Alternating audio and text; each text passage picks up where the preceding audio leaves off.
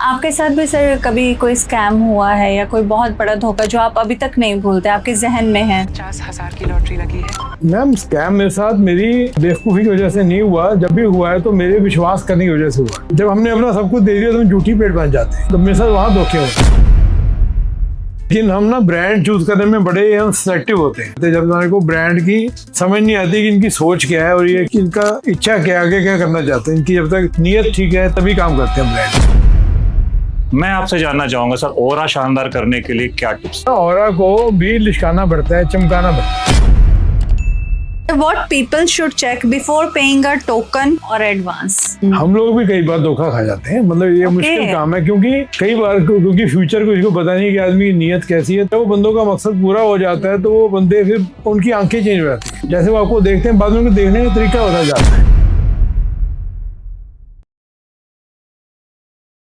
नमस्कार दोस्तों, कैसे हैं आप सब? आपका बहुत बहुत स्वागत है हमारे चैनल डिवाइन सॉल्यूशंस में। जैसे कि हर बार हम आपसे वादा करते हैं, हम एक प्रिविलेज गेस्ट अपने पॉडकास्ट चैनल पर इनवाइट करेंगे। तो आज हमारे साथ हैं मिस्टर आशीष सचदेवा, जो कि है एक बहुत ही ज्यादा मोटिवेशनल पर्सनालिटी।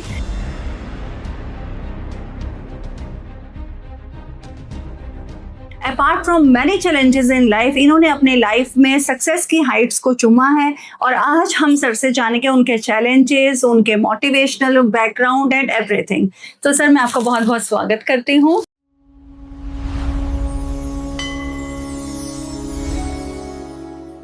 नमस्कार आरती जी, मुझे बहुत अच्छा लग रहा है यहाँ आकर क्योंकि एनर्जी बहुत अच्छी है इस प्लेस की और आपकी एनर्जी बहुत अच्छी है, गुड वाइब्स हैं। Thank you so much. तो चलिए हम बिना टाइम वेस्ट किए सर से हम जानते हैं उनकी जर्नी के बारे में। तो पहला सवाल sir, as a layman language, मैंने आपके बारे में बहुत सुना है, बहुत सारे नेटवर्किंग प्लेटफॉर्म्स पे आपको फॉलो भी किया है। मैं कब से आपसे मिलना चाह रही थी।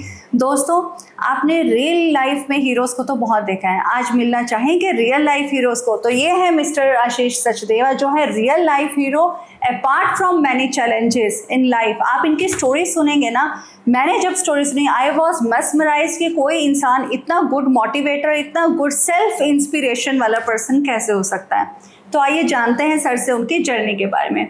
तो सर, जहाँ आपसे सबसे पहले मैं ये जानना चाहूँगी, मुझे बताया गया था, मैंने पूरी रिसर्च की आपके ऊपर, आपकी लाइफ में बहुत चैलेंजेस आए। तो फर्स्ट चैलेंज आपकी लाइफ में क्या था? मैम मेरा एक मानना है, जैसे हम कोई क्रिकेट की गेम देखते हैं, अगर बड़ी सिंपल सी गेम होगी, 200 रन बनाने हैं, सब विकेट्स आपके हाथ में है, तो उस मैच को देख के मज़ा भी नहीं आता। मैच में धड़कन ऊपर नीचे होनी चाहिए। तो मेरी लाइफ शुरू से ऐसी रही कि शुरू से ही बहुत चैलेंजेस रहे। कुछ ऐसा जन्म था, लेकिन चैलेंजेस हैं तो ही तो मज़ा है ज़िंदगी में। तो I lost my dad when I was in school only. तो वो पहली विकेट तो वहीं आउट हो गई थी मेरी। रन कुछ बननी थी और आउट, पहला खिलाड़ी आउट हो गया तो बड़ा मुश्किल हो गया। डैड के बिना ग्रो करना बड़ा मुश्किल था। आप कितने साल के थे तब? मैं 14 साल का था जी। 14 साल का टीनेजर। जिस समय लोग बच्चों को लगता है कि हम घूमेंगे फिरेंगे, फादर के सिर पे हम ऐश करेंगे, उस समय सर के कंधों पे देखिए दोस्तों कितनी बड़ी जिम्मेदारी आएगी। उसके बाद मैम फिर काम में जल्दी शुरू काम कर दिया था मैंने। I started working at an early age. पहले मैं बड़ा पढ़ाई में इंटरेस्टेड था, बड़ा काम करता, बड़ा पढ़ाई में टॉपर था मैं, और मेरे काफ़ी मुझे अवार्ड्स भी मिले। स्कूल में मुझे स्टेट बैंक ऑफ इंडिया की तरफ से स्कॉलरशिप मिली। तो मुझे कभी फीस नहीं देनी पड़ी। लेकिन फिर मैं थोड़ा काम भी, मैं अर्निंग होना चाहता तो मैं जल्दी काम में डल गया था। I started work at a very early age. उसके बाद मैम कुछ लाइफ में एक्सीडेंट्स हुए, रोड एक्सीडेंट्स हुए, कुछ ऐसी चीज़ें लाइफ में होती गई। कभी ऐसा नहीं हुआ कि लाइफ स्टेबल से, बड़ा कुछ हुआ। फिर भी एक बात हुई कि जब भी गिरा फिर मैंने हिम्मत करके खड़ा हो गया, फिर गिरा, फिर खड़ा हो गया। तो कितनी बारी गिर लिया, अब तो गिरे, पता होता है कि गिरेंगे तो कैसे खड़ा होना है, पता आ गया मुझे। That is the biggest motivation line. गिरने को हम नहीं रोक सकते, लेकिन संभलना आना चाहिए दोस्तों। तो उसके सही एग्जाम्पल है हमारे सर मिस्टर आशीष सचदेवा। आप सबको मैं बताना चाहूँगी, सर का फेमस किस नाम से सर जानना चाहते हैं दोस्तों? सर को कहा जाता है फ्रेंचाइजी किंग। तो सर ये नाम आपको कैसे मिला? मैम मेरा एक मानना है कि कोई भी नाम होता है ना, हम नहीं रखते, वो नाम हमारे को रखता है। That's nice. काम, या जो काम को हम नहीं चुनते, काम हमारे को चुनता है। ठीक है, क्योंकि हमें बनाया ही उस काम के लायक जाता है, तो वो काम खुद ही हमारे को ढूंढ लेता है। जी जी जी। जो बड़े बड़े गुरु हैं ना, उनको खुद ही गुरुओं ने ढूंढ लिया, मतलब शिष्य गुरु को नहीं ढूंढता, गुरु शिष्य को ढूंढता है। वेल सेड तो उसी सर। तरीके से ये काम मेरी लाइफ में आया। मुझे शुरू से इंटरेस्ट था कुछ चैलेंजिंग और कुछ इंटरेस्टिंग काम करने का। तो मुझे ये जो ब्रांड्स होते हैं, बाहर के देशों में रहा, घूमा, मेरे को जल्दी मैं काफ़ी बाहर चला गया था। Okay. जब इंडिया में लोग स्कूटर में घूमते थे तो मैंने मर्सिडीज में पहुंच गया था उस ज़माने में। That's nice. और मैं बाहर के देशों में बहुत ट्रैवल करता, तो मैं बाहर जाके देखता था, ब्रांड्स देखता था, मुझे ब्रांड बड़े आकर्षित करते थे। तो ब्रांड्स का मैंने काम करके इंडिया में लेके आने थे, इसमें को ये मन में था। और आज काफ़ी हद तक इंडिया वैसा बन भी गया है। तो वो मैं वो फ्रेंचाइजी का ही काम करता हूँ, और फ्रेंचाइजी काम किंग की तरह ही करता हूँ, क्योंकि मैं अपने आप को किंग फील करता हूँ और मैं किंग ही हूँ। ये होते हैं ना इंस्पिरेशन। अपने आप को किंग समझिए तो आप किंग के रिलेटेड वर्क भी आपको ज़रूर मिलेगा। तो सर हमें थोड़ा सा अपने बिजनेस मॉडल के बारे में बताइए। फ्रेंचाइजी किंग करता क्या है कि as a layman, as a businessman कोई कैसे इसका यूज़ करके अपने ब्रांड को चमका सकता है? मैम देखो, इसका जो फर्स्ट कंपोनेंट है वो है रियल एस्टेट। ओके। ठीक है, प्रॉपर्टी जो है ना, प्रॉपर्टी हर एक के पास है। लेकिन मुझे प्रॉपर्टी ऐसे लगती है जैसे अगर थम्स अप खोलते हैं ना, खोलने के बाद उसकी गैस निकल जाती है, तो वो प्लेन प्रॉपर्टी है। प्रॉपर्टी एक शरीर है, उसकी आत्मा तो ब्रांड होता है। बिल्कुल। ठीक है, तो कितने लोगों के पास लैंड है, बिल्डिंग है, इतने लोग हैं पूरे वर्ल्ड में, बाप दादा जमीन छोड़ गए हैं, घर छोड़ गए हैं, दुकानें छोड़ गए हैं, लेकिन वो खाली पड़ी हैं या उसमें कुछ हो नहीं रहा। तो मैं उसके अंदर आत्मा डालता हूँ, ब्रांड्स लेके आता हूँ। ओके। बड़े बड़े ब्रांड्स केवल खाना पीना नहीं होता, कपड़ा भी होता है, school, college, hotels, malls, multiplex, बड़ा कुछ होता है, ऑटोमोबाइल्स, मतलब कई किस्म के काम होते हैं, वो काम खुलवाता हूँ। ओके। कहने का मतलब जो बैरन लैंड आपको कहीं भी दिखती है, आप उसका यूज करते हैं for some expansion of business. जी जी। हर आदमी चाहता है कि मैं ना अपने बच्चों को सेटल करूं। जी। ठीक है, तो बच्चों को सेटल करने के लिए कोई बिजनेस चाहिए होता है, तो वो बिजनेस मैं खुलवा के देता हूँ। ओके। कि बच्चे उनके काम कर सकें वहाँ पर। ओके। ओके सर, थोड़ा सा आपकी जर्नी के बारे में जानते हैं। आपने थोड़ा ब्रीफ में तो हमें बताया। Can you take us back to the moment when your life completely changed? तो मैम फ्रेंचाइजी किंग से ये तो डिजर्व करते हैं हम। तो छोटी मोटी तो चोट लगती रही जिंदगी में, बताया मैंने। मेरा फिर उसके बाद एक्सीडेंट्स होते रहे, मैं उठता रहा, लेकिन एक बड़ा मेजर एक्सीडेंट हो गया। मतलब 2017 में मेरे को बड़ा मेजर एक्सीडेंट हो गया। वो भी फिटनेस फ्रीक था, रनिंग करते करते मेरे ब्रेन की नाड़ी फट गई। तो नॉर्मली जो इसको ब्रेन हैमरेज कहते हैं, और ब्रेन हैमरेज में लोग सर्वाइव नहीं कर पाते। Chances are very less, I guess 1 to 2%। 2%। जी जी। 2% चांसेस थे, तो वो 2% चांसेस में मैं लकी था, या कई लोग कहते हैं अनलकी था। लकी था कि बच गया, लेकिन बचना तो उसका स्टार्ट होता है, उसके बाद तो जर्नी है ना बड़ी टफ होती है।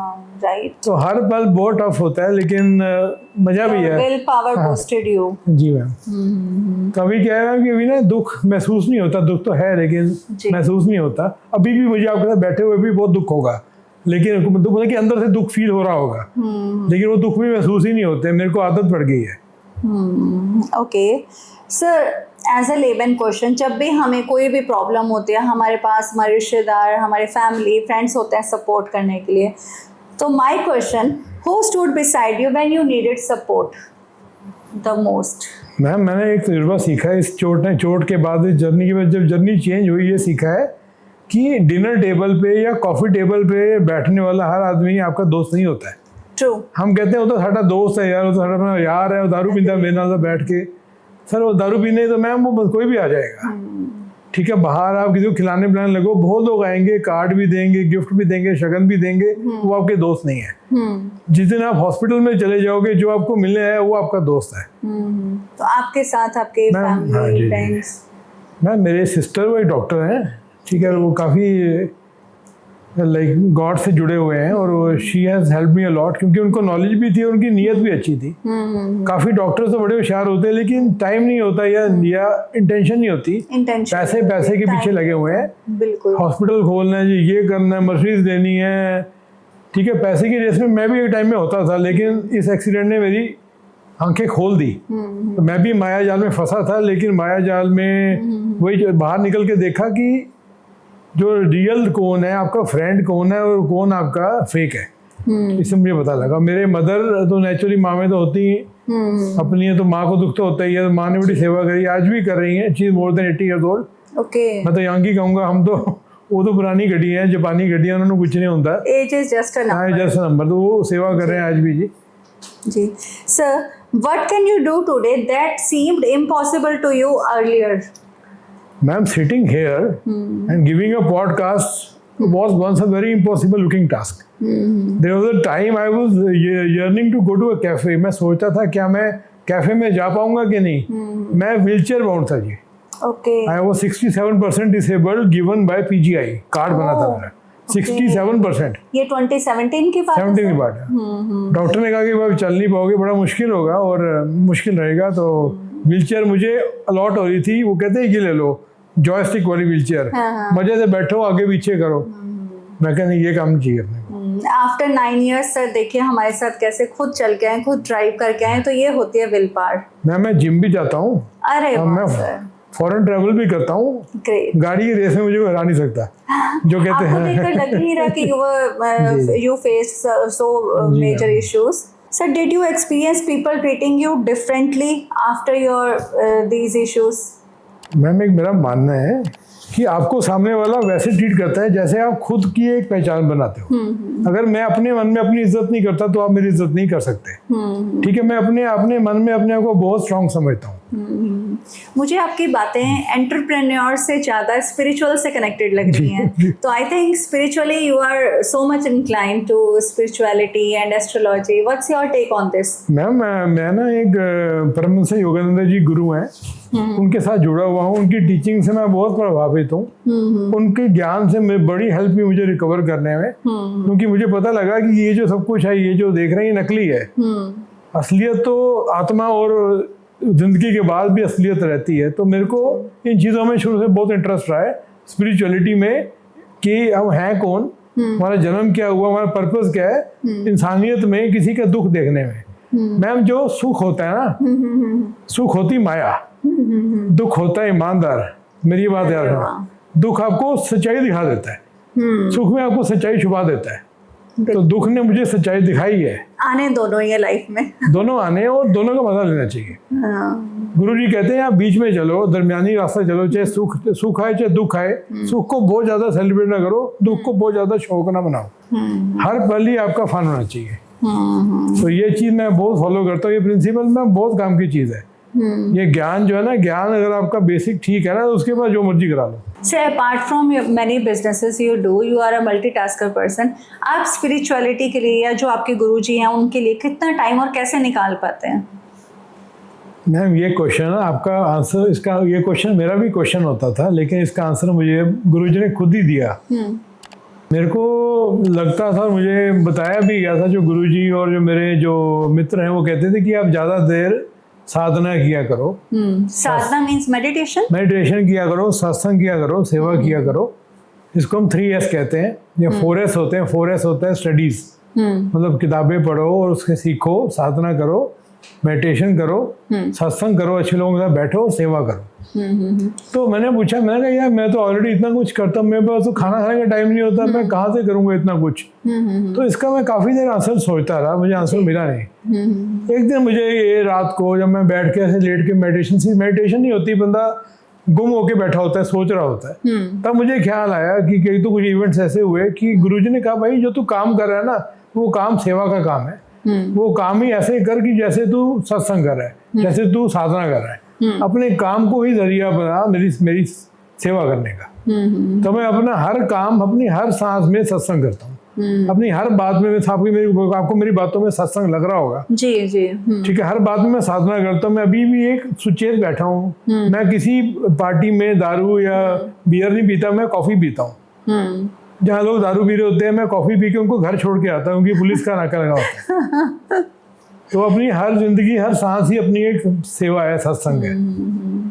स्पिरिचुअलिटी के लिए कोई एज भी होनी चाहिए, या जैसे पहले कहा जाता था कि जब रिटायर हो गए चलो अब भक्ति के रास्ते पे, बट आजकल यूथ को मैं देख रही हूँ, जैसे मैं लोगों से मिलती हूँ, उनको जानती हूँ, पॉडकास्ट पे भी हम इनवाइट करते हैं अपने गेस्ट्स को, तो स्पिरिचुअलिटी की तरफ आजकल बहुत इंक्लिनेशन है। तो आप क्या सोचते हैं, आजकल कोई एज बार नहीं है स्पिरिचुअलिटी का? एज बार तो कभी भी नहीं थी। जो बच्चे होते हैं उनकी आत्मा ज़्यादा प्योर होती है। एक्चुअली में आत्मा की एक उम्र होती है।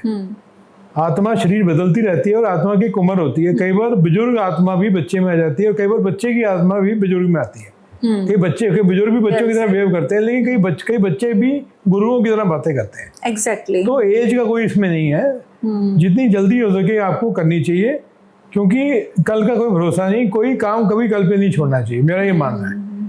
लोग कहते हैं, मुझे वो तो कहते हैं, जैसे आते हैं जी भाई मंडे तो करेंगे, शुरू मंडे से करते हैं। मेरे एम्प्लॉयज़ कहते हैं कि सर फर्स्ट से करेंगे, बस सर आज मैं ये ना कॉल पे, आज मैं डेटा बना लूँ, कल से सर कॉलिंग करूँगी।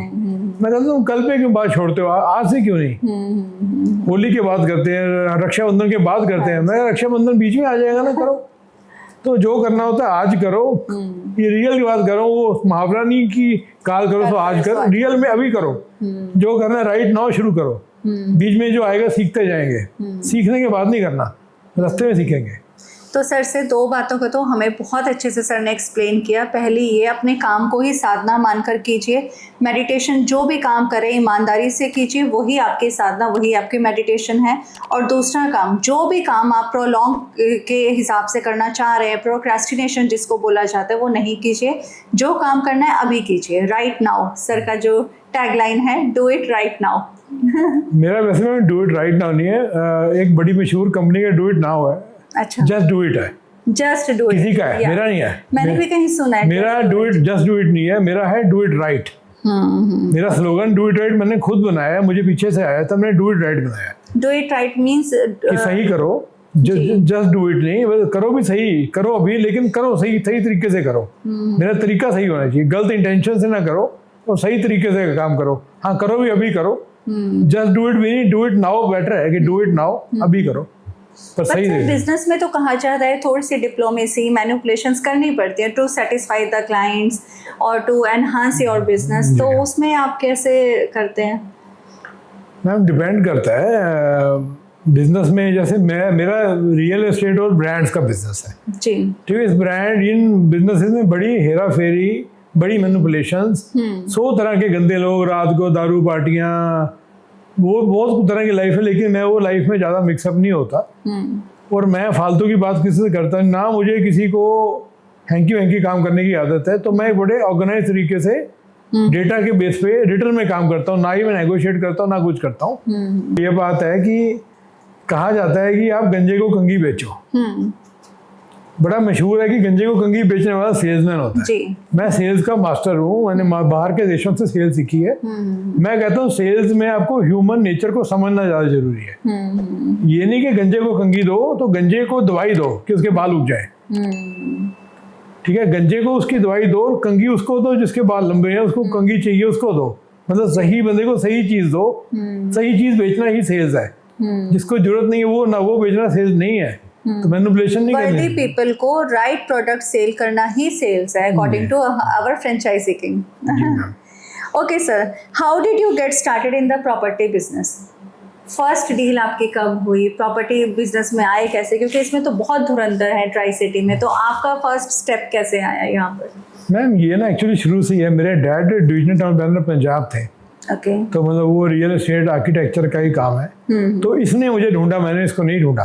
क्लियर सी बात आपने है, पहले बोला था। इसने खुद मुझे ढूंढा। मेरा इंटरेस्ट ब्रांड्स में और डील्स में रहा है शुरू से। मेरे को प्लेन प्रॉपर्टी का मजा नहीं आता। मैं आज भी प्रॉपर्टी डीलर वाला काम नहीं करता हूँ कि ये जमीन अन्य गज है, अन्य किले ले लो, वो मैं आज भी नहीं करता। मुझे मजा ही नहीं आता। मेरे को उसमें कुछ सब्सटेंस डाल के मजा आता है। उसमें कोई फ्रेंचाइजी, कोई बड़ा मॉडल उस प्लेस पर। जी मैं मोस्टली कोई लैंड टू लैंडमार्क मेरा मॉडल है कि होटल हो गए, रिजॉर्ट्स हो गए जी, वो चीज़ें मैं कोई बिजनेस को सेल परचेज करवाता हूँ। प्रॉपर्टी के अंदर मैं लैंड एक्विजिशन करके देता हूँ। मेरे लिंक्स हैं, मुझे ये पता है, एक मुझे भगवान की एक देन है कि मुझे फ्यूचर दिखता है थोड़ा सा। अरे वाह। जो बात मतलब थोड़ा सा मैं जो 10 साल बाद क्या होने वाला है वो मैं कर पाता हूँ। तो मैं एक ये गैस कर पाता हूँ कि कल को यहाँ पे क्या होगा। फॉर एग्जाम्पल मोहाली की मार्केट आपने देखी है। मोहाली की मार्केट मैं 1997 से देख रहा हूँ जी। जो बनूड़ लांडरा रोड है, मेरा घर 15 में है। बनूड़ लांडरा रोड के लिए बीच में सारे खेत होते थे। अच्छा। मुझे लांडरा से होके बनूड़ जाना पड़ता था। अब तो कितने Mohali city centre, MCC, Mohali city square, ये सब बन रहा है। तो आपको लग रहा है ये मोहाली की प्रॉपर्टी एवरग्रीन ही हॉट सेलिंग केक है? मैम ऐसा है कि प्रॉपर्टी खुद में ही ना एक एप्रिशिएटिंग एसेट है, क्योंकि प्रॉपर्टी जो है ना वो एक लिमिटेड चीज़ है, भगवान ने और तो बनानी नहीं है। तो मैं मोहाली मार्केट पे भी आता हूँ, तो आपको बता रहा हूँ मैं कि तो मैं बनूड़ से, लाडरा से होकर बनूड़ जाता था। मेरे पास फॉर्च्यूनर गाड़ी होती थी, तो मैंने एक बार पंगा ले लिया, मैंने कहा खेतों में से निकालता हूँ कि यहाँ से रास्ता है कि नहीं है। ये बात मैं 98-99 की कर रहा हूँ। गाड़ी मेरी वहाँ फंस गई थी गड्ढे में 2 decades before। हाँ जी, तो उस समय मैंने सोचा कि अगर कभी यहाँ से सड़क निकलेगी तो चाहिए, बीच में शॉर्टकट है, तो कहाँ से निकलेगी, एक पर्टिकुलरिटी सी होती थी वहाँ। मैंने कहा कभी निकालेंगे, यहाँ से निकालेंगे, मुझे तब जो इंट्यूशन आई थी। आज वो IT सिटी चौक है, अच्छा, जहाँ से भारत माला स्टार्ट हो रही है। ओके, ये रियल बात है, कोई कैमरे में बोलने की बात नहीं है, मुझे सच्ची इंट्यूशन थी ये वाली। लेकिन इतनी ज्यादा भयंकर तरीके से बढ़ेगी तो मैंने भी नहीं सोचा था। 2-2 लाख रुपए किला जमीन होती थी, आज 15 करोड़ 20 करोड़ रुपए किला है। एग्जैक्ट 500 टाइम्स ग्रोथ आई है। मैं नहीं, अब आपके क्वेश्चन का आंसर, मैं नहीं कहता कि 500 गुना ग्रोथ हमेशा आएगी, लेकिन अभी भी कुछ नहीं हुआ, अभी तो ग्रोथ काफी आनी है। 100 करोड़ रुपए एकड़ की तो ऑक्शन हुई है अभी मोहाली में, 80 करोड़ रुपए, 90 करोड़ रुपए, 60 करोड़ रुपए एकड़ की ऑक्शन हुई है। ये लाखों में एकड़ होते थे एक टाइम में। जी जी। बट सर, जैसे आजकल कहा जाता है कि पंजाब में काफ़ी दंगे, ये सब राइट्स रूट्स हो रहे हैं, तो आपको नहीं लगता कि इन लॉन्ग टर्म या इन शॉर्ट फ्यूचर की प्रॉपर्टी वैल्यू डाउन आ सकती है? क्योंकि गवर्नमेंट एंटी है, कितने सारे यहाँ पर दल है, अकाली दल हो गया, आप हो गया, और बीजेपी गवर्नमेंट या कांग्रेस गवर्नमेंट, तो आपको नहीं लगता कि पंजाब को हमेशा थोड़ा सा साइड में रखा जाता है? मैम पॉलिटिकल क्वेश्चन नहीं पूछने अलाउड होते हैं पॉलिटिक्स में, आगे चला नहीं आओ। आपकी बात बिल्कुल ठीक है। ये बड़े मेरे ना जो इन्वेस्टर मोस्टली हरियाणा से आते हैं, वो ये लोग मुझे बहुत पूछते हैं कि जी पंजाब में तो वहाँ पे वो सरदारों का वो चल रहा है। जी, देखो हम भी हो सकता है, हम भी सिख फैमिली से हैं, ठीक है। भी मैं रिलीजन की बात नहीं करूंगा, लेकिन जो भी संगठन अगर कोई प्रदर्शन कर रहे हैं, उनके भी अपने कारण होते हैं, उनकी कोई दुख होता है, हाँ। तो सरकार को सुनना चाहिए, और सरकार सुनने की ऐसे तो सड़कों पे नहीं आ जाता ना अपना काम छोड़ के। मैं अपने मदर को लेके फोर्टिस गया, परसों चौथ की बात है, चंडीगढ़ से मोहाली गया, पंजाब बंद था। अच्छा, ठीक है, सरदार जी खड़े थे, मैंने कहा सरदार जी मम्मी को दिखाना है। कहता हाँ होने लो जी। कहते देखा, कहता साइड से करो, ट्रैक्टर आया जी, मुझे निकलने दिया फोटो जाने के लिए। तो उनका हार्ट है, गलत नहीं है, तो वो जो समझ सकता है ना उसको होता है, जो आदमी रहता है उसको पता है ये प्यार वाले लोग हैं, इनके साथ कोई दिक्कत नहीं है। जो गवर्नमेंट की बात है, गवर्नमेंट थोड़ी सी पॉलिटिकली पीछे से सिस्टम चलता है, लोकल गवर्नमेंट की बात अलग है, लेकिन अभी सेंट्रल गवर्नमेंट के बड़े प्रोजेक्ट पंजाब में आ रहे हैं। जैसे राजपुरा बेल्ट में सेंट्रल गवर्नमेंट का एक फ्रेट कॉरिडोर बन रहा है, तो उसकी वजह से राजपुरा बनूड़ एरिया बहुत ही डेवलप कर रहा है। वहाँ पे हम काफ़ी काम कर रहे हैं, और वहाँ की इन्वेस्टमेंट मोहाली से 1/3 रेट पे है। तो वहाँ पे काफ़ी इन्वेस्टर्स आ रहे हैं, और लोगों को बताया जाता है मोस्टली इन्वेस्टर दिल्ली साइड के आ रहे हैं, वहीं हरियाणा के लोग ज़्यादा आ रहे हैं, सोनीपत, पानीपत, समालखा बड़े लोग आते हैं। जी जी जी। तो वो बात रही नहीं मैम। जी जी। Sir, what was your first property deal like? आपको याद है कितने साल हो गए आपको काम करते हो? तो फर्स्ट प्रॉपर्टी डील तो सबको फर्स्ट तो याद रहता है। Do you remember? जी मैम, बिल्कुल याद है मुझे। वो पिछले ज़माने की बातें हो गई, वैसे उतने ही तो अभी उम्र भी नहीं हुई, लेकिन ज़माना ही बदल गया। 20 साल में तो प्रॉपर्टी के रेट लाखों से करोड़ों में पहुंच गए। एग्जैक्टली। तो मेरे को कोई सज्जन थे, इंडस्ट्रियल एरिया मोहाली में थे, तो उनके साथ मतलब वहाँ पे वो मोहाली में कोई सज्जन जिम खोलना चाहते थे। अच्छा। मैं बॉडी बिल्डिंग बैकग्राउंड से रहा हूँ, मैं जिम में ट्रेनर भी रहा हूँ, तो कोई सज्जन वहाँ पे जिम खोलना चाहते थे, तो मैंने उनको इंडस्ट्रियल एरिया में प्लॉट लेके दिया था। अच्छा। मोहाली में, और वहाँ पे उनको जिम, गोल्ड जिम की फ्रेंचाइज है वो जिम। हाँ जी। अच्छा। बड़ी पुरानी बात है, तो लाखों में डील हुई थी। अच्छा। ये नहीं पता था कि करोड़ों में होनी शुरू हो जाएगी। Okay sir, what has been the biggest turning point in your career? Property तो आप करते आ ही रहे थे, एक सैचुरेशन पॉइंट आता है ना कि मेरी लाइफ यहाँ से बिल्कुल चेंज हो गई, इतना बड़ा मुझे प्रोजेक्ट मिला, तो वो टर्निंग पॉइंट क्या था? मैम मेरे लिए ना बहुत जल्दी टर्निंग पॉइंट आते हैं, क्योंकि मैं रुकता नहीं हूँ। रुकी हुई गाड़ी को टर्न नहीं आता, जो गाड़ी चल रही है उसके मोड़ आते रहते हैं। Exactly. तो मैं रोज कुछ सीखता हूँ, और रोज मैं फेल होता हूँ, रोज गिरता हूँ, उससे कुछ सीखता हूँ और फिर खड़ा होता हूँ। तो मैं रोज कुछ नई शुरुआत करता हूँ लाइफ में। तो टर्निंग पॉइंट कोई ऐसा मेजर नहीं है, कितनी बार गिरा हूँ, उठा हूँ, और मैं ऊपर कोई ग्राफ को लेके जा रहा हूँ। टर्निंग पॉइंट ये हुआ है, जो हमारे एरिया में, मोहाली एरिया में जो जमीनों की तेजी आई है, उसमें बहुत लोग मेरे पास आए हैं। मेरे जो फॉरेन के कनेक्शन थे, उन लोगों ने मुझे कॉन्टैक्ट करना शुरू किया है। तो उनके लोकल जो रिश्तेदार हैं यहाँ पे, वो आके देख के जाते हैं, वो सौदे करके जाते हैं। मेरे तो रोज ही बड़े बड़े सौदे होते हैं। तो मैं देखो पैसा तो सेकेंडरी है, पैसे के लिए मैं ये नहीं कि मुझे कोई बेच के रात को रोटी खानी है, वो भगवान की दया से हालात नहीं है। तो मैं इंजॉय करता हूँ, और मेरे को बड़ा काम आना, रिसेंटली बहुत तेज़ी में काम बहुत आ रहा है। चलो ग्रेट सर।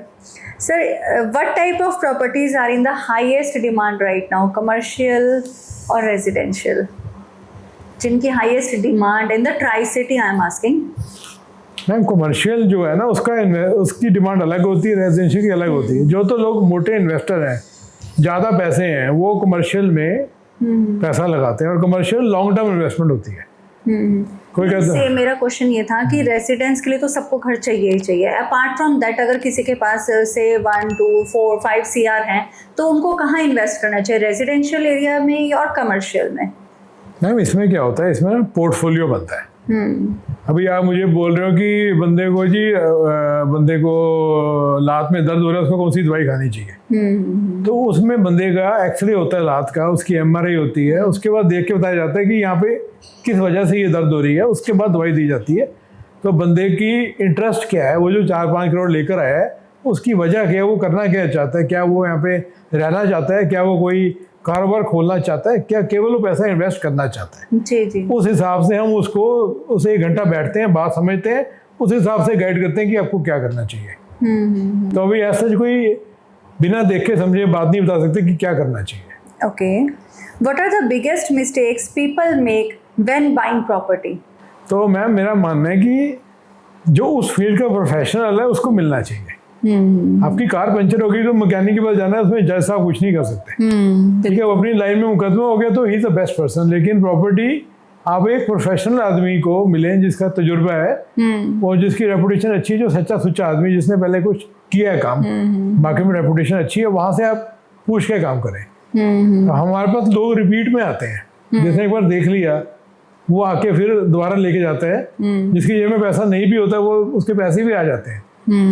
कोई आता है जी मेरे को तो 50 लाख रुपए हैं, 50 लाख से जब 60-70 लाख बन जाते हैं फिर उसके 2 करोड़ भी आ जाते हैं, पता नहीं कहाँ से आते हैं। Okay sir, what people should check before paying a token और एडवांस?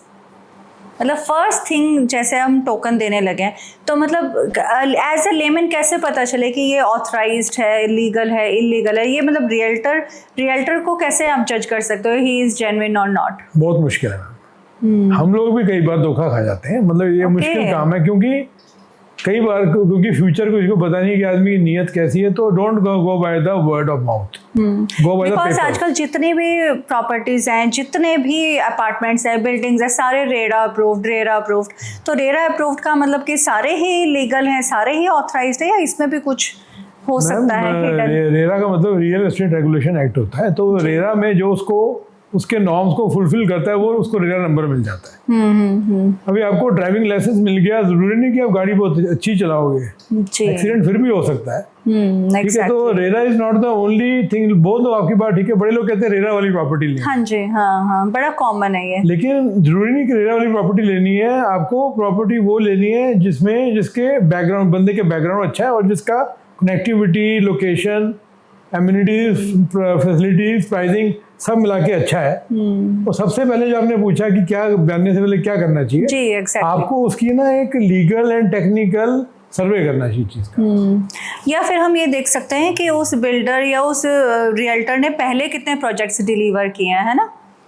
वो डिलीवर भी किया, उसके अलावा कोई अंदर की बातें भी होती हैं, सब बातें बाहर नहीं आती। अभी एक बहुत बड़ा डेवलपर था, उसने 18-20 प्रोजेक्ट डिलीवर किए हुए थे और वो पता ही, चलो नाम का डेवलपर था। तो सिर्फ बंदे के नाम काम फेम से काम नहीं करना चाहिए, बंदे के एक डीप स्टडी के बाद काम करना चाहिए। हमने उस बिल्डर का आज तक काम नहीं किया क्योंकि हमें उसकी अंदर की हालत पता थी कि वो फंड्स की मैनेजमेंट कैसे कर रहा है।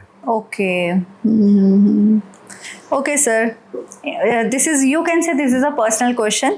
Have you ever walked away from a deal because you felt it was wrong? Ma'am, I always walk away from anything which I don't feel is right. अगर मुझे यहाँ बैठ के लग रहा हो कि मुझे अच्छा नहीं लगेगा तो मैं उठ के चले जाऊँगा। चाहे मैं कैमरा पे हूँ चाहे कुछ भी, मुझे अच्छा लगता है तो मैं अपने दिल की सुनता हूँ। होता क्या, मैं अपने वैसे मुझे सुननी दिमाग की चाहिए। मैं दिमाग को रोज सिखाता हूँ भाई तूने दिल से हारना नहीं है, लेकिन दिमाग फिर भी हार जाता है क्योंकि दिल ही डिसाइड करता है करना क्या है। जब तक मुझे अच्छी फीलिंग नहीं आती किसी से मिलके तो मैं काम ही नहीं करता। तो मैं हाथ ही खड़े कर देता हूँ, नहीं जी मैं नहीं कर पाऊंगा, सॉरी किसी और से करवा लो। क्योंकि मैं गलत बात को ना बड़ी जल्दी फील कर लेता हूँ, बंदा सामने वाला क्या सोच रहा है, मैं साधना करता हूँ, मुझे इंट्यूशन हो जाती है कि अभी आप मेरे बारे में क्या सोच रहे हो, मुझे पता लग जाता है। एग्जैक्टली। तो उस एनर्जी से मैं आपसे बिहेव करूंगा। मुझे यहाँ पे अच्छा और आ रहा है तो रुकूंगा। तो मैं डील उसी तरह से करता हूँ जहाँ मुझे बंदा समझ में आता है, तो उसके बाद मैं डील करता हूँ। बहुत सी डील्स में बंदा सामने वाला पैसे वाला है, तो उसकी वजह सब उसकी इज्जत कर रहे हैं, फिर इज्जत नहीं करता, पैसे वाला है।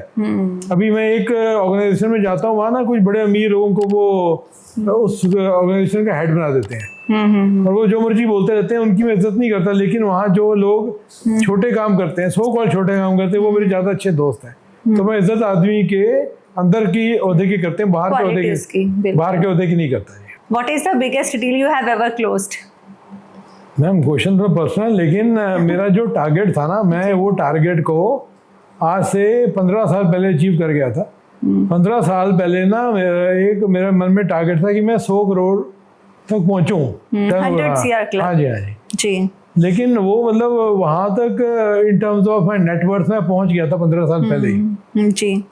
ठीक है, लेकिन वहाँ आके फिर कुछ दोबारा गिर गया, कोई बात नहीं है। लेकिन उस समय वो आज वो 100 करोड़ की कोई वैल्यू नहीं है। ठीक है, लेकिन फिर भी वैल्यू है। तो नंबर्स में बात नहीं होती, जो अंदर की जीत है, अंदर की इंजॉयमेंट है, जो किंगली फीलिंग है, वो तो 1000 करोड़ से भी ज़्यादा महंगी है। तो सर ने हमें एग्जैक्ट फिगर नहीं बताई दोस्तों, मैं बाद में ज़रूर पूछ लूँगी। Okay sir, what is the biggest challenge for you in real estate business? For you, not for client. What is the biggest challenge for you, for as a realtor? Ma'am clients को satisfy करना? नहीं ma'am, मैं satisfy करता ही नहीं ना, मेरी आदत ही नहीं है। अब ये वैसे चैलेंज क्या आता है कि ऑफ कोर्स जो इन्वेस्टर है वो भी गलत नहीं है, क्योंकि दुनिया में चोर बाजारी बहुत है। तो अगर मैं भगवान बन के भी आ जाऊं, तो अगले बंदे को क्या पता कि भगवान बैठा है। उनकी जो सोच होती है, वो सोचते हैं कि हर बंदा ही गंदा है, हर बंदा ही हमारे को चीट करेगा जी। जब तक मेरे को नहीं जानते, जब तक उनको ऐसे लगता है, जब जान जाते हैं तो फिर तो लगे लोग पैरों को हाथ भी लगाते हैं, वो बात की बात है। लेकिन हर आदमी, मतलब मेरा मानना है कि मेरे साथ बड़े लोगों ने चीटिंग करी, बुराई हुई, लेकिन जितनी मर्जी बुराई मेरे साथ हुई, तो लोगों पर मैं विश्वास करना बंद नहीं करता। मुझे अच्छाई को आगे चलाना है, अच्छाई को चलाऊंगा तभी तो अच्छाई घूमेगी दुनिया में। Exactly. This is the karma theory. What you give, it returns back to you. हमें अच्छा करना चाहिए, कोई मतलब बुरा करे। वो गांधी जी वाली बात है, यहाँ थप्पड़ मारा, ये गाल भी आगे कर दो। इसका ये मतलब नहीं कि आप बेवकूफ हो, लेकिन आप एक कर्मा को मतलब कर्मा को आप उसको कर्मा खराब नहीं कर रहे, आप गुडनेस को चलने दो। लोगों में विश्वास करना चाहिए। सर बहुत सारे रियल्टर्स हैं, आई गेस जितने पॉपुलेशन है 1/3 तो रियल्टर्स ही हैं। तो आप यूनिक क्या करते हैं उसमें? बिल्कुल ठीक है आपने। पीछे मैं एक मोहाली में गया, कोई लोग मेरे साथ थे, वो गर्मी थी, कहते जूस पीना गन्ने था। हम गन्ने का जूस पीने लग गए, तो मेरे साथ रियलिटी के बंदे थे, हम जूस पीते पीते बातें कर रहे थे जी। जो गन्ने का जूस वाला था वो कहता भाजी प्लॉट लेना है। मैं कहा हाँ जी हाँ जी। कहता मेरे को प्लॉट बड़े है गए। तो मैं ना उस लेवल पे गिर के प्रॉपर्टी का काम नहीं करता। हर आदमी प्रॉपर्टी डीलर है। हर गली में करियाने वाला, एसटीडी पीसीओ वाला, साइबर कैफे वाला, हर बंदा ही डीलर है जी। जूस वाला। मैं आपको बताना चाहूंगी, जिससे मैं अपने सैंडल्स और ये शूज लेती हूँ ना, वो उनका भी काम मेन प्रॉपर्टी का, उन्होंने for sitting purpose shoe bricks नाम से ओपन किया हुआ है जी मैम। तो मैम नॉर्मली जो डीलर्स होते हैं वो एजुकेटेड टाइप नहीं होते हैं जी। तो मैं डीलर की क्लासिफिकेशन में आता ही नहीं। ओके। मैं एक इन्वेस्टमेंट प्लानर हूँ जी। आपने पैसे लगाने, मैंने आपके पैसे को बढ़ाना है। मेरा मेन काम इन्वेस्टमेंट का है। मैं वो प्लॉट या वो घर नहीं बेचता हूँ, मेरा वो काम नहीं। वो एक अलग तरह के बंदे काम करते हैं। मैं इन्वेस्टमेंट्स करवा के इन्वेस्टमेंट ग्रो करता हूँ। मेरे मोस्टली बंदे होते हैं जी, हमने रहना नहीं है, हमने 5 करोड़ रुपए लगाना है, हमने 10 करोड़ लगाना है। इसको मैनेज कैसे करके हम ग्रो कर सकते हैं। बैंक में पैसा पड़ा है, हमारा रिटायरमेंट फंड है 30 लाख रुपए है, इसका हम क्या कर सकते हैं। तो मेरी जो इन्वेस्टमेंट ब्रैकेट है वो 20-25 लाख से स्टार्ट हो जाती है। ओके। नॉर्मली प्रॉपर्टी के लिए करोड़ों रुपए चाहिए, मैं 20-25 लाख 50 लाख से भी काम शुरू कर देता हूँ। और मेरा ना एक डेटा बना होता है। ये नहीं कि बंदे को देख के रेट बताऊंगा। मेरा रेट लिखा होता है, व्हाट्सएप में छपा होता है, ये रेट है जी। ना मैं बार्गेनिंग करता हूँ फालतू की, सही रेट देता हूँ और आपको पैसे कमा के देता हूँ। बगल वाला आपको चीज सस्ती दे रहा है, वहां से ले लो, पर वो चीज़ दे तो देगा, मुड़ के सर्विस नहीं दे पाएगा। कहने का मतलब दोस्तों, अगर आपके पास एनी अमाउंट ऑफ मनी कुछ भी है इन्वेस्ट करने के लिए, तो go to our Ashish sir. वो आपको बेस्ट ऑप्शंस बता सकते हैं कि आपको अपना पैसा राइटली कहाँ इन्वेस्ट करना है, कमर्शियल में, रेजिडेंस में, और जितने भी आपके ब्रैकेट है हर स्केल का सर के पास मौजूद है प्रोडक्ट कि आपको कहाँ पर लगाना है अपना पैसा। Right sir? और ये भी है कि ओनली प्रॉपर्टी डीलर वाला काम नहीं, आपकी इन्वेस्टमेंट्स की प्लानिंग है, आपकी वेल्थ को ग्रो करने का इन्वेस्टमेंट प्लान। आपको फ्रेंचाइजी किंग के नाम से जाना चाहता है, तो how did your entrepreneurial journey started? मैंने बताया कि मैं ना फॉरेन कंट्रीज में बहुत ट्रैवल किया हूँ। इंडिया तो बाद में घूमना शुरू किया, पहले मैं बाहर के देश घूम के आया था। बाहर के देश मतलब ज़्यादा कहाँ रहे हैं? मैं ईस्ट में बहुत रहा हूँ, और अच्छा। मैं सिंगापुर में रहा हूँ, ऑस्ट्रेलिया में रहा हूँ, कनाडा में, अमेरिका में रहा हूँ। मैं फुल टाइम में रहता था। Developed countries. हाँ जी, मैं आता रहा हूँ, जाता रहा हूँ। मोस्टली मैं डेवलपिंग कंट्रीज में भी बहुत गया। मुझे ईस्टर्न साइड वेस्टर्न से ज़्यादा अच्छी लगती थी। ओके। लाओस, कैम्बोडिया, वियतनाम, ये सारी जगह में ज़्यादा जाता था। ओके। तो मैंने बाहर से ये चीज़ें मतलब मुझे अट्रैक्ट करती थी, और फिर इसी का मैंने कुछ कोर्स किया, और मैंने इसके अंदर धीरे धीरे काम सीखा, धक्के खाए, जी। नुकसान भी किए, लेकिन इसको मैं करता रहा, मुझे अच्छा लगता है काम में। जी जी। Do you remember the first franchise you opened or sold? मैं आपको बताया था, मैंने गोल्ड जिम की फ्रेंचाइजी करवाई थी मोहाली में। 20 साल पुरानी बात है ये। 20 तो नहीं, खैर 10-15 साल तो हो गए होंगे। और मुझे ये लोग अमेरिका लेके गए थे, गोल्ड जिम वाले, जब उनकी फ्रेंचाइजी करवाई थी। तब तो जिम इतना पॉपुलर भी नहीं था। आज तो हर सेक्टर में जिम है, मल्टीपल जिम्स है। उस जमाने में लोगों को ना इवन मिनरल वाटर भी नहीं पता था, ये बॉटल वाटर भी नहीं पता था। 20-25 साल में नहीं पता था कि ये बॉटल कोक आती है, इसके लिए भी लोग कहते थे, कुछ भी करने को तैयार हो जाते थे। वो जमाना देखा मैंने। तो अब तो अमेज़न में कुछ भी लिखो घर पे आ जाता है, लेकिन वो टाइम डिफरेंट थे जी। How do you maintain the same quality across multiple outlets? Means आपके जैसे अब जिम का आपने एग्जांपल दिया, इसी तरह से मान लो जिम से अगर अदर देन फूड आउटलेट है, तो आप वो कैसे प्लान करते हो कि अब मुझे इस एकदम अपोजिट फील्ड हो गया ये, तो वो स्ट्रेटजी क्या रहती है? आप उसका R&D, रिसर्च एंड डेवलपमेंट करते हैं पहले? मैम मेरे पास एक तो मैंने खुद ही कोर्स किए हुए हैं, और मेरे पास एक टीम है, क्वालिफाइड जो प्रोफेशनल्स की टीम है। तो ये आप क्वेश्चन में कैसे ब्रांड के लिए पूछ रहे हैं, मतलब कि मैं तो मेंटेन नहीं करूंगा। आप ब्रांड्स कैसे सिलेक्ट करते हो कि मैं इसी को? आपका क्वेश्चन ये हुआ कि ब्रांड का जब मैं काम करता हूँ तो मैं कैसे इंश्योर करता हूँ कि ब्रांड की क्वालिटी सेम है। हाँ जी एग्जैक्टली। हाँ, नॉर्मली ये काम ब्रांड का होता है, मेरा नहीं होता, लेकिन ब्रांड को मैं गाइड करता हूँ कि हम ये क्वालिटी मेंटेन कैसे कर सकते हैं। जी। सिर्फ खाना पीना नहीं होता, कपड़ा भी होता है, ज्वेलरी भी होती है, ठीक है, एजुकेशन भी है, हेल्थ भी है। तो उसके एक SOPs बनते हैं, सिस्टमेटिक ऑपरेटिंग प्रोसीजर्स बनते हैं। ओके। उसकी खाने में रेसिपीज बनती हैं, उसके स्टेप्स बनते हैं। ओके। अब मैकडोनल्ड में खाना खाने जा रहे हो, सीधा नहीं कहते भाई देना बर्गर देना, पहले बाहर जाते हो आप, मेन्यू देखते हो, पर्ची कटती है, पर्ची कट के उसका कूपन जाता है, KOT करती, किचन में जाती है, वहां से फिर वहाँ विंडो में आती है, विंडो से आपको सर्व होती है। कहने का मतलब इंस्टीट्यूशनल अप्रोच कहेंगे इसको। प्रोसेस होता है, एक सिस्टम से काम होता है। वो SOPs बनती है सारी, उसमें कितने ग्राम पनीर डालना है, क्या क्या वो लिखा होता है, उस हिसाब से बनता है। तो कैसे नहीं बनता कि राजू हलवाई को लगा कि मैं एक मुट्ठी चीनी पा दूं, वो नहीं है, सब ग्राम से होता है। आजकल इवन बटर चिकन भी ऐसे बनता है, उसमें पीछे से बना आता है उसका कितने ग्राम का वो पाउडर है, कितनी कैलोरीज हैं, कितनी कैलोरी, मिल्क बादाम भी पीछे तो बने हुए आ रहे हैं आजकल, ऐसा आ रहा है। How do you choose the right franchisee partners? मतलब आपके भी इन बिटवीन कोई होता है या आपकी टीम ही जाके सर्वे करती है और उनको आप लोग पिंग करते हैं? बोथ वेज ही है। पहली बात तो जो अच्छा ब्रांड है, जो ग्रो करना चाहता है, वो खुद ही हमारे को अप्रोच कर लेता है। गूगल पे हमारी लोग देखते हैं और हमारे को सर्च करके आ जाते हैं। फ्रेंचाइजी किंग के नेम बड़े लोग आते हैं जी। जी। और इसके अलावा कुछ ब्रांड्स होते हैं जिनकी हमारे को डिमांड आती है, तो हम भी उनको अप्रोच कर लेते हैं। अच्छा जी।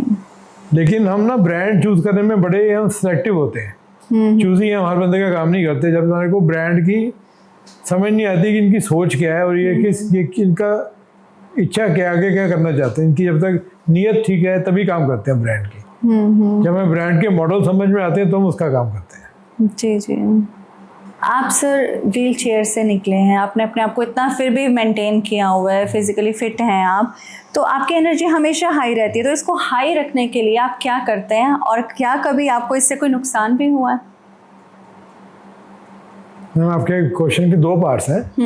पहला पार्ट है कि हाई एनर्जी। मैम अगर आपका फ़ोन चार्ज है या आपके फ़ोन में चार्ज आपने चार्जर से लगा रखा तो चार्ज है, तो मैं अपने आप को भगवान से जोड़ के चार्ज रखता हूँ अपने आप को। क्योंकि मेरी सोच ये है कि मैं एक आत्मा हूँ, मैं शरीर को मानता कुछ नहीं हूँ। आत्मा के बेसिस पे मैं बिहेव करता हूँ और आत्मा को मैं परम आत्मा से, बड़े आत्मा से जोड़ के चार्जिंग रखता हूँ। तो एनर्जी हाई रहती है मेरी। जी जी। तो दूसरा आपने पूछा कि आपको कुछ क्या कभी नुकसान भी हुआ है इस चीज़ से? मैम एक एनर्जी में हाई रखता हूँ तो क्या होता है, जब गाड़ी बहुत तेज कोई चलाता है ना तो उसमें एक्सीडेंट होने का डर रहता है। बहुत हाई एनर्जी में रहता हूँ तो गाड़ी की केवल ब्रेक नहीं लगा पाता। तो अच्छाई करने में कई बार मैं अच्छाई ज़्यादा कर जाता हूँ, ज़्यादा सामने वाले को जितना डिस्टेंस रखना चाहिए उतना रखता नहीं हूँ। कई बार लोग फायदा उठा लेते हैं। लोग तो फायदा क्या है, वो अपनी जगह ठीक है बेचारे, उनको मुझसे एक्सपेक्टेशन बढ़ जाती है और मैं जो डिसीजन लेता हूँ दिल से लेता हूँ। उनको कई बार कोई पट्टी उठाया जाता है या वो उनको मिसअंडरस्टैंडिंग हो जाती है या कोई ऐसी बात हो जाती है। बड़ा अच्छा एग्जांपल दूंगा मैम। जी जी प्लीज, आप सुनिएगा। बिल्कुल सर। ये मैं आपको एक बोल रहा हूँ पॉइंट है कि मैम जब हम शादी में जाते हैं, ठीक है, खाना बड़ा होता है, ठीक है, प्लेटें होती है, तो हम प्लेट वो ना काफी लोग होते हैं लाइन में लग के प्लेट लेते हैं जी। ठीक है ना जी, लाइन में वेट करते हैं कि प्लेट मिलेगी जी। फिर प्लेट में हम खाना लेने लाइन में लग जाते हैं, खाना खा लेते हैं, खाना खाते हैं, फिर हम कहते हैं जूठी प्लेटें यहाँ रख दो। वो प्लेट जूठी हो गई। जिसने आपको सब कुछ अपना खिला दिया वो झूठ इसलिए झूठी होगी कि उसने अपना सब कुछ आपको दे दिया, सॉल्व हो गया ना, सब कुछ दे दिया आपको, वो झूठी प्लेट हो गई। जिसके लिए आप लाइन में लगे थे। कुछ लोग ऐसे मुझे मिले जो लाइन में लग के मेरे पास आए, जब मैंने उनको अपना सब कुछ दे दिया वो मुझे झूठी प्लेट करने लग गए। ये रियल बात है।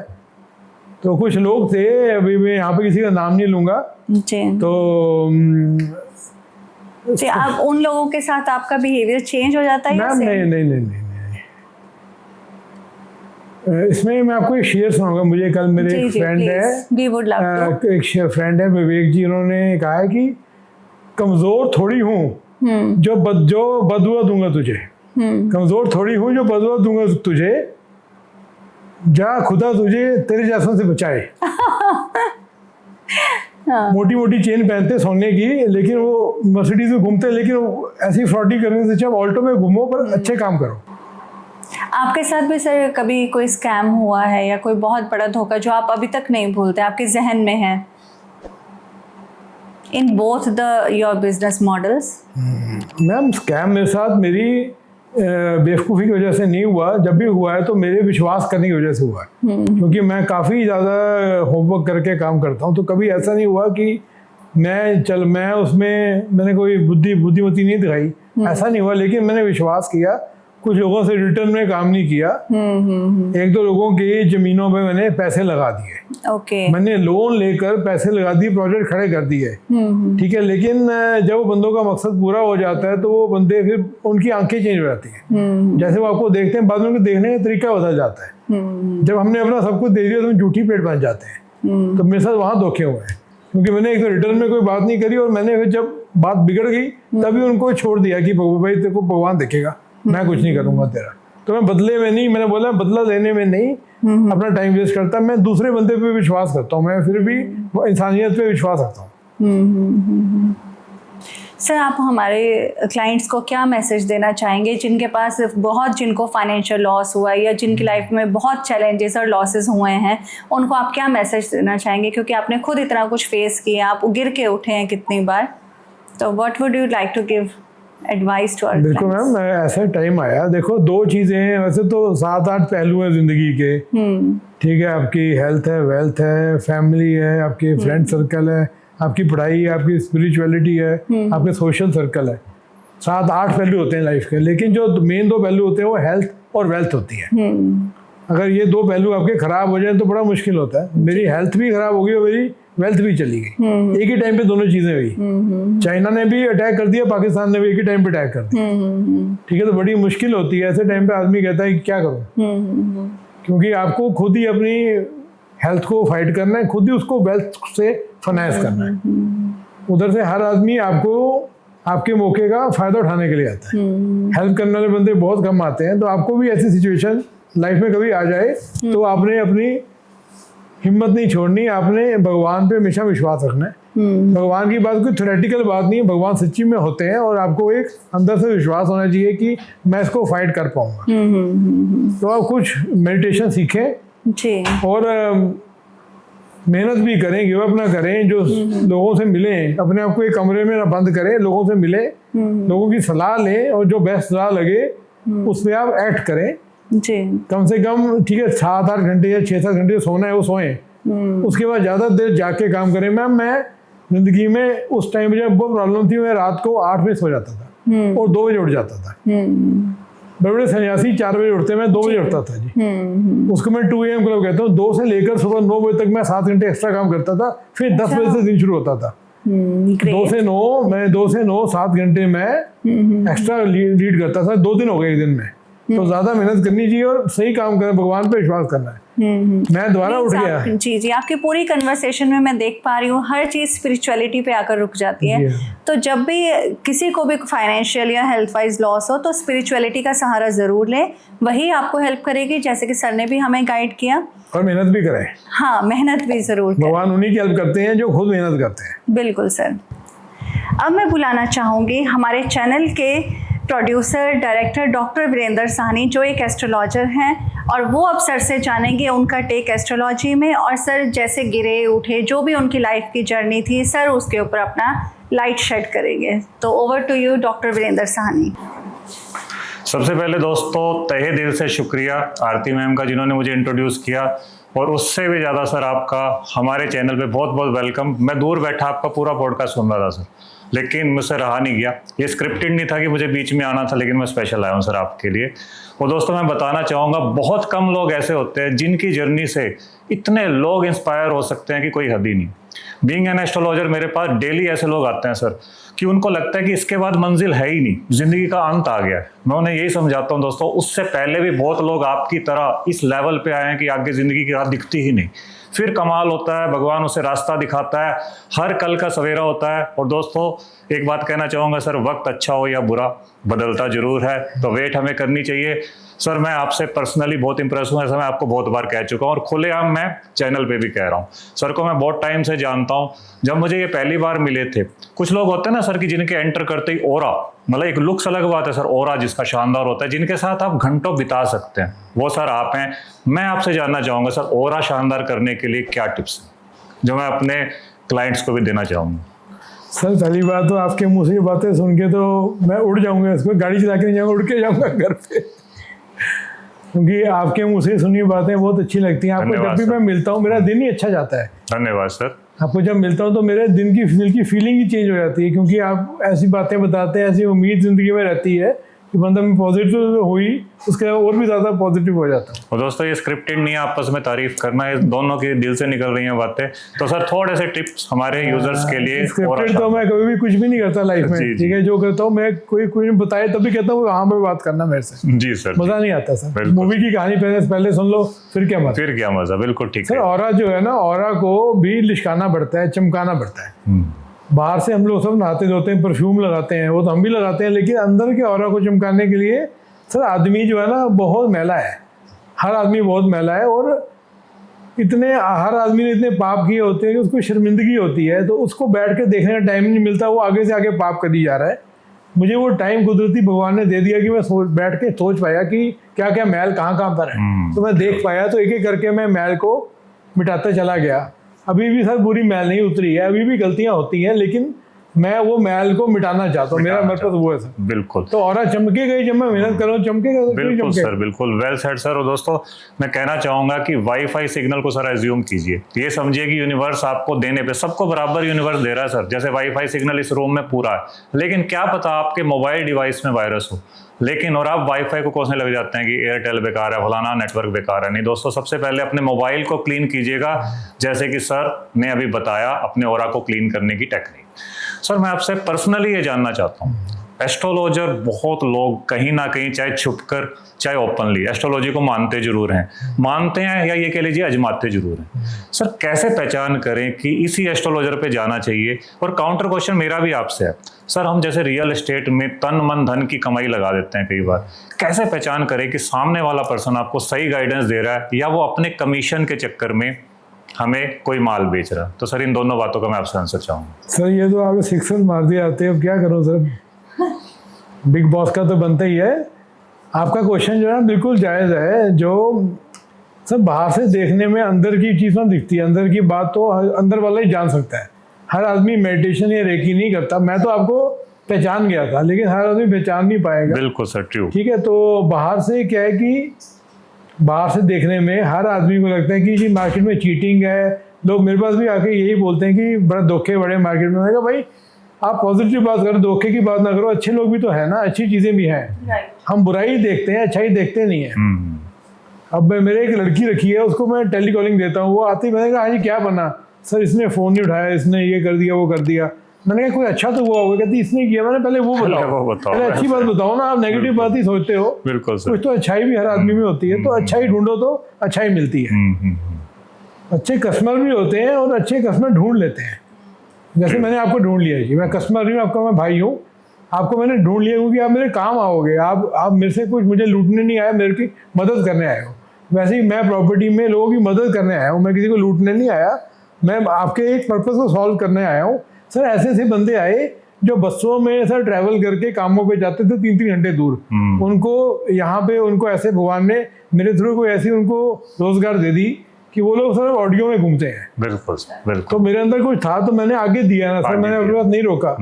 ठीक है, तो मेरे को ये कि किसी का हेल्प करना है तो वो पहचानने में तो सर वक्त लगता है, धीरे धीरे होता है। तो आप ट्राई करोगे तो पहचानोगे। सर मैं आपको मिलने से पहले हो सकता है 2 आदमियों को मिला हो और मुझे अच्छा एक्सपीरियंस ना आया हो, लेकिन मैं उम्मीद नहीं छोड़ता, मैं और आगे ट्राई करता हूँ। आपके पास आगे मेरी सर्च खत्म होगी सर। दोस्तों यहाँ मैं सच में सर की बात से कनेक्ट करवाना चाहूँगा आप सबको। दोस्तों वायरस, सर जैसे कोरोना वायरस आया था, आप जिंदगी में कोरोना वायरस को ख़त्म करने के पीछे भागेंगे तो सक्सेस नहीं मिलेगी। लेकिन आपको क्या करना है, आपको अपनी इम्यूनिटी बढ़ानी है, ताकि उस वायरस में, चाहे आपका पड़ोसी बीमार है, आपके आमने सामने वाला बीमार है, लेकिन आप दुरुस्त रहें। क्या रीज़न है उसका? आपके दुरुस्त रहने का, आपकी इम्यूनिटी बढ़ेगी। इम्यूनिटी कैसे बढ़ेगी? सही आहार, सही विचार से। सेम चीज़ सर आपकी है। अगर आपका ऑरा शानदार है, अगर आपकी हेल्पिंग नेचर है, नीयत साफ है ना सर, तो आपके साथ अपने आप ही वो लोग कनेक्ट होते जाएंगे जो यूनिवर्स का मैसेज देने आपको आएंगे। फिर अगर हम कहें कि यार भगवान है भी, दोस्तों ये भगवान ही है। जब आप सर किसी भी बात से दुखी हो और कहीं से एक रे ऑफ होप मिल जाए सच्चे वाली, तो उससे ज़्यादा एक भगवान का स्वरूप क्या होगा। सेम चीज़ सर मैं आपके लिए कहना चाहूँगा, अपने दोस्तों को। सर आपकी जर्नी ना वाकई एक बड़ी इंस्पायर करने वाली जर्नी है सर। अगर हमें हल्का सा सर 102 बुखार भी होता है ना किसी को, इंसान ऐसे सोचता है यार जिंदगी का अंत आ गया भाई, इसके बाद क्या ही होगा, है ना।